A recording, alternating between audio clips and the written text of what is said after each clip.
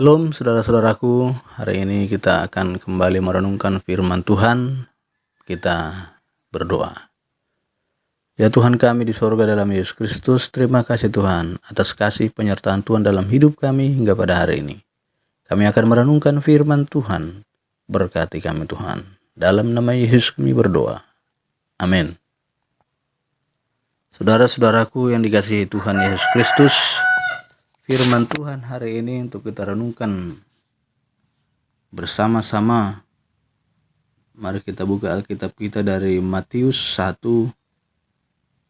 Matius 1 kita membaca ayat yang ke-19 saja. Matius 1 ayat 19 demikian firman Tuhan. Karena Yusuf suaminya seorang yang tulus hati dan tidak mau mencemarkan nama istrinya di muka umum, ia bermaksud menceraikannya dengan diam-diam. Demikian firman Tuhan. Nah, saudara-saudaraku yang dikasihi Tuhan Yesus Kristus, firman Tuhan yang sudah kita dengarkan bersama tadi, ini mau menunjukkan bagaimana ketulusan Yusuf. Ketulusan Yusuf. Ini perikop ini adalah bagian dari peristiwa kelahiran Yesus Kristus. Nah, tema firman Tuhan bagi kita hari ini, Tuhan melihat ketulusan hati. Tuhan melihat ketulusan hati. Menurut kamus, kalau kita baca kamus, ketulusan itu berarti bebas dari ketidakjujuran, bebas dari kemunafikan, atau bebas dari sifat bermuka dua.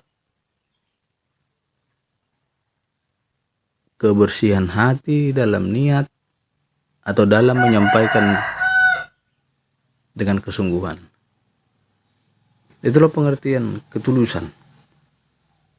Nah, dalam kenyataan sehari-hari, kita semakin sulit menemukan orang yang melakukan segala sesuatu dengan ciri-ciri tersebut. Semakin banyak orang yang melakukan sesuatu perbuatan baik karena didorong oleh motif-motif tertentu.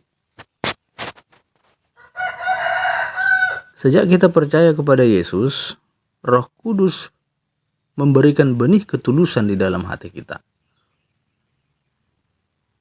Kita perlu menjaga hati kita agar tetap tulus dengan melatih diri kita melakukan tindakan-tindakan yang tulus.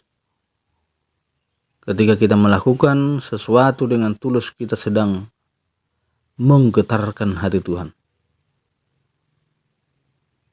Salah satu tokoh Alkitab yang dapat kita teladani adalah Yusuf.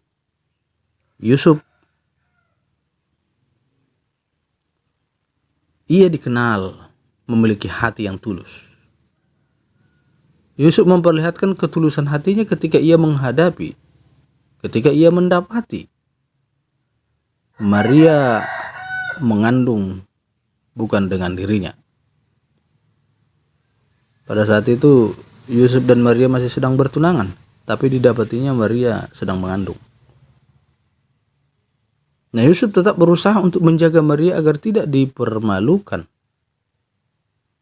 Di balik kebimbangan Yusuf, Tuhan tidak tinggal diam.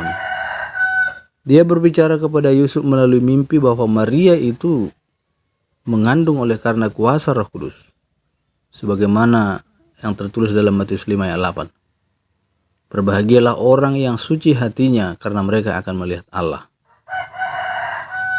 Lihatlah betapa pentingnya ketulusan hati di mata Tuhan.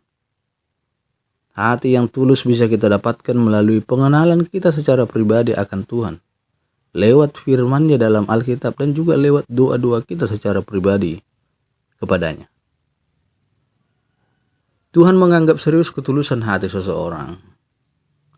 Kita juga dapat belajar akan hal ini dari kisah Abimelek yang berniat mengambil Sarah sebagai istrinya dalam Kejadian 20 ayat 1-18.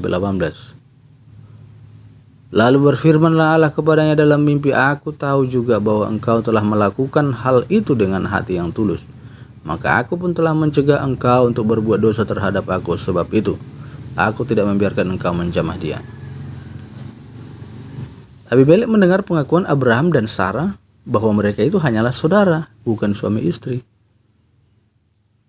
Ketika Allah hendak menegurnya lewat mimpi, Abimelek pun berkata bahwa semuanya itu ia lakukan dengan hati yang tulus.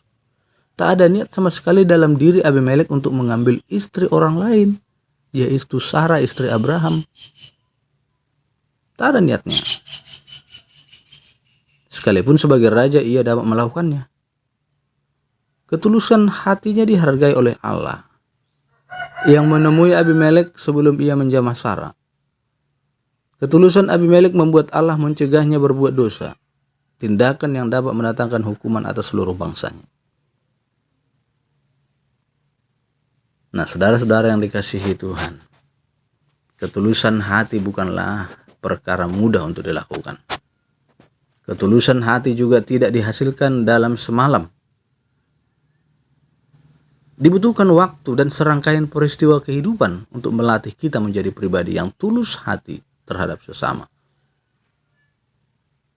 Seperti Yusuf dan Abimelek, hidup dalam ketulusan di hadapan Allah dan sesama. Mari kita belajar untuk hidup dalam ketulusan juga.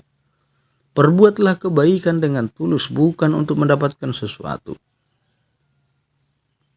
Tuhan melihat ketulusan hati kita. Nah, sebagai perenungan bagi kita hari ini, apa sebenarnya yang menjadi hambatan bagi kita untuk melakukan sesuatu secara tulus? Lalu apakah selama ini kita sudah melakukan segala sesuatu dengan tulus? Jika belum, upaya apa yang dapat kita lakukan? Maka hari ini saudara-saudaraku, latih dan ubahlah pola pikirmu bahwa apapun yang kita kerjakan adalah untuk Tuhan dan bukan untuk manusia. Sehingga ketika kita ingin melakukan sesuatu, kita berusaha, kita berupaya untuk tetap melakukannya dengan tulus. Karena kita melakukannya bukan untuk manusia, bukan untuk orang lain, tapi untuk Tuhan kita. Amin. Kita berdoa. Bapa kami di surga, Bapa yang penuh kasih, ampunilah kami Tuhan jika selama ini Engkau tidak menemukan ketulusan di dalam diri kami. Kami sadar bahwa ketulusan seharusnya menjadi refleksi yang dapat ditemukan dalam diri kami anak-anak-Mu. Mulai hari ini kami mau untuk diubahkan dan dilatih untuk menjadi seorang yang memiliki ketulusan hati. Di dalam nama Tuhan Yesus kami berdoa. Amin.